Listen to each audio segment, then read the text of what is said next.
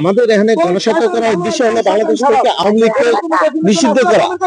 আওয়ামী লীগ গণহত্যাকার একটি দল, সে আওয়ামী লীগকে নিষিদ্ধ করার জন্য এই গণস্বাক্ষর জনগণের মতামত ম্যান্ডেট নেওয়া। জনগণ কি চায়? জনগণ এই স্বাক্ষর স্বতঃস্ফূর্তভাবে জনগণ শিক্ষক থেকে শুরু করে রাস্তার একজন রিস্কওয়ালা পর্যন্ত এই গণস্বাক্ষরে অংশগ্রহণ করতেছে। ইতিমধ্যে আপনারা দেখেছেন একজন নাসির সে নিজের ইচ্ছা রিস্কা থেমায় এখানে এসে গণস্বাক্ষরে অংশগ্রহণ করছে। উদ্দেশ্য হলো বাংলাদেশ থেকে গণহত্যাকারী দল বাংলাদেশ আওয়ামী লীগ টোটালি নিষিদ্ধ করা।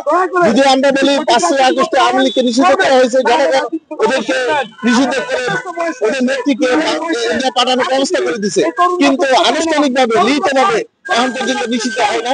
এটাই আমাদের দাবি।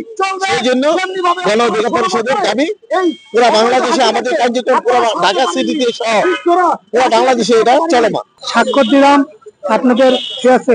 আমি শেখ হাসিনার বাংলাদেশে মানুষের আমার আপন বাইশটা এই গত 15 আগস্টের সময়, ঠিক আছে, আপনার এই হেলিকপ্টার দিয়া গুলি করানোর পরে আমার আপন বাইশটা মারা গেছে। খুনি হাসিনার বাংলাদেশে বিচার চাই আমি। আমাদের এখানে গণস্বার্থ করার উদ্দেশ্য হলো বাংলাদেশ থেকে আওয়ামী লীগকে নিষিদ্ধ করা। আওয়ামী লীগ গণহত্যাকার একটি দল, সে আওয়ামী লীগকে নিষিদ্ধ করার জন্য এই গণস্বাক্ষর জনগণের মতামত ম্যান্ডেট নেওয়া। জনগণ কি চায়? জনগণ এই স্বাক্ষর স্বতঃস্ফূর্তভাবে জনগণ শিক্ষক থেকে শুরু করে রাস্তার একজন রিস্কওয়ালা পর্যন্ত এই গণস্বাক্ষরে অংশগ্রহণ করতেছে।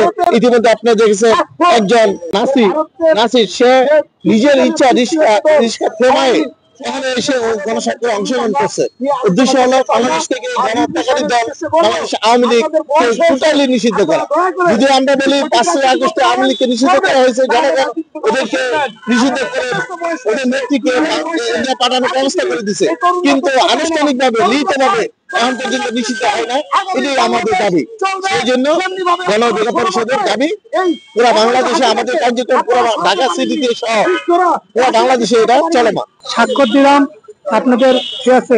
আমি শেখ হাসিনার বাংলাদেশে মানুষের আমার আপন বাইশটা এই গত 15 আগস্টের সময়, ঠিক আছে, আপনার এই হেলিকপ্টার দিয়া গুলি করানোর পরে আমার আপন বাইশটা মারা গেছে। খুনি হাসিনার বাংলাদেশে বিচার চাই আমি।